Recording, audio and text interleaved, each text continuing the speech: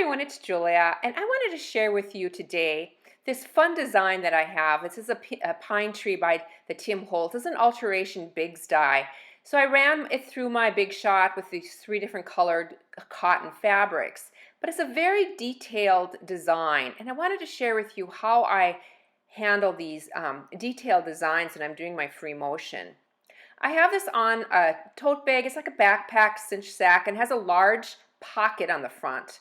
And so I'm working on the inside of that pocket. I just put that underneath my open arm on my machine. And I'm just free motioning with my feed dogs dropped here using my open toe foot. And notice how I am just going back and forth. I am not trying to put stitches on every single one of these little branches, but I'm putting a lot of stitches on top of this applique, and it just acts as part of the design on the tree.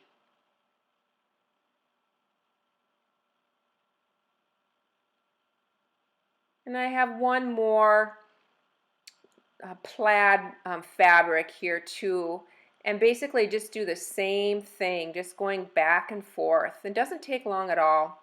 And here's the overall look of the bag. I hope this sewing minute has given you some ideas on how to tackle some of those detailed appliques. Here's a couple more pictures.